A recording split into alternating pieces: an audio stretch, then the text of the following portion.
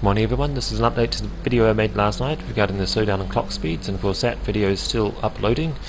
It's been 15 hours and it's still uploading. Okay, so it seems that the clocks have actually slowed down even more this morning. We actually have dropped, over the last 24 hours, the Casio for example has dropped 2.75 seconds. It's a major slowdown. We can see it across all the clocks. They're all actually about 2.5 seconds behind the position they should be. Of course the cube clock, which is this one here, is actually dropped about 4 seconds or 4.5 seconds. It's 4.5 seconds slower than it should have been, because it's obviously a fast clock and it's not fast at all at the moment. So I haven't put these on the charts because this is the morning measurements. I've been taking morning measurements because I started thinking these movements might actually happen within the 24-hour period, not just on the 24-hour period.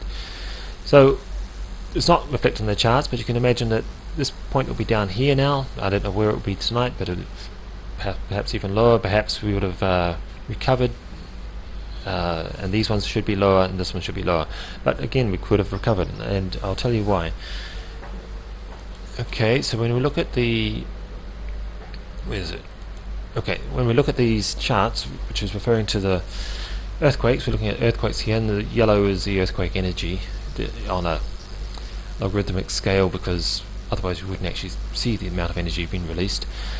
So the purple thing here is actually Elenin, and this is the alignment with Elenin. So this is when the moon is 180 degrees away from Elenin, and this is when it's 0 degrees from Elenin in the longitudinal. Okay, so as I was saying, we're charging up. This is when we receive the most charge. When we get to the Jupiter alignment, we discharge.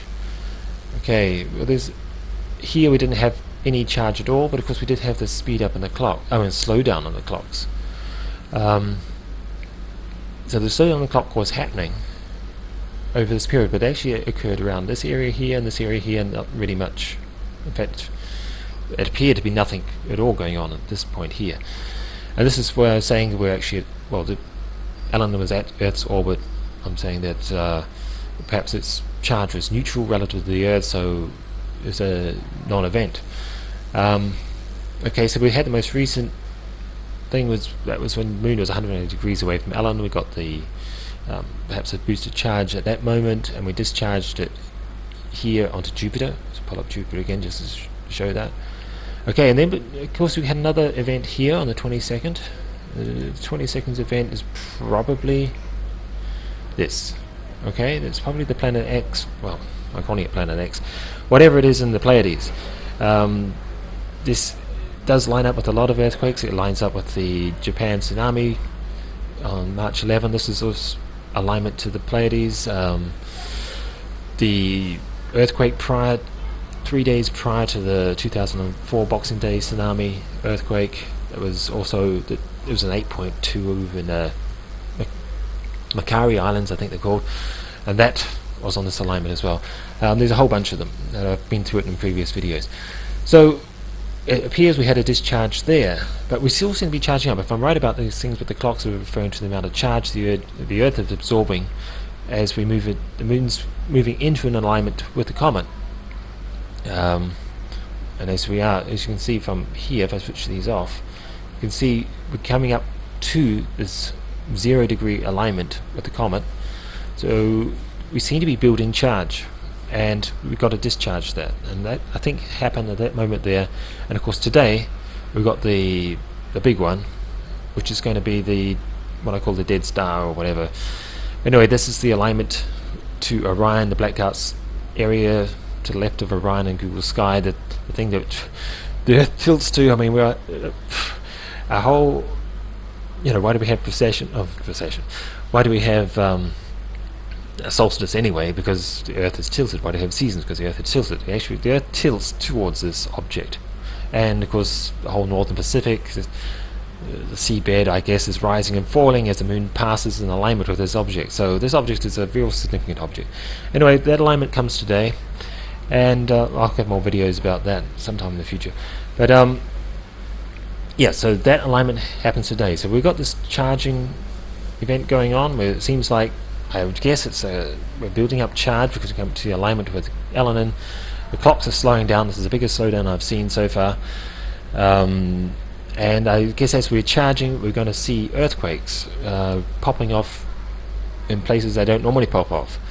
And then on this alignment here, I would expect we're going to have a big discharge event, which means one big earthquake in one place. And things should, well, I guess you'd have aftershocks and stuff like that, but things should quieten down a little bit after that, for a week, I guess, until we hit the alignment. But anyway, if we don't have a big earthquake today, I think you'll expect more and more earthquakes popping off in other places where they don't normally pop off. Okay, so this is what I'm waiting to see what happens. Is it going to be a big earthquake today, and are the clocks going to return to the normal speeds again?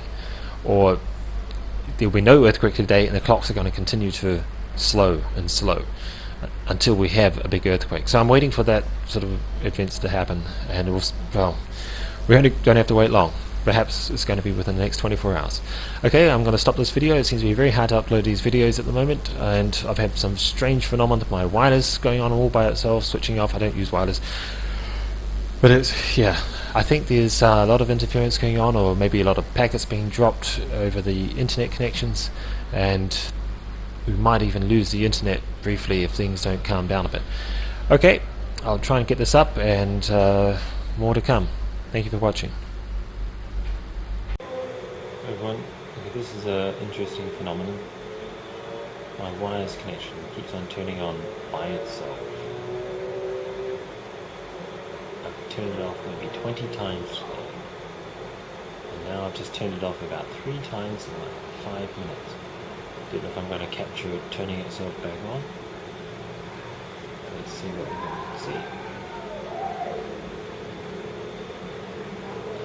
Okay, while we're waiting for that, let's discuss these clock times. Leave that in the frame. Pull back a bit. Okay. In case you're wondering, I should explain, that's the wireless button there. That's the thing you're watching. Okay, so these clock times, I've just been checking it, and this is the clock, which is our favourite, and it has only gained 1 second in 4 hours. Well, if you do the math, that's 6 seconds. Yeah, 6 seconds over the day. Sorry, it's late now. That's down from what it should be. It's not as slow as you'd maybe. Well, it's still going to be a continuation of this decline, but it appears at this moment the decline might have slowed. Alright, nothing's happening on this wireless connection, so either I'm going to keep on recording this until our battery goes flat, or just wait for it to do it again. Oh, there you go. See this? What is going on? And another freaky thing that happened the other day, and now I'm at it. My volume control started changing as well. Why that would happen. So this is one of those silly touch buttons. I touch it, we'll turn it off. I've cleaned this thing dozens of times.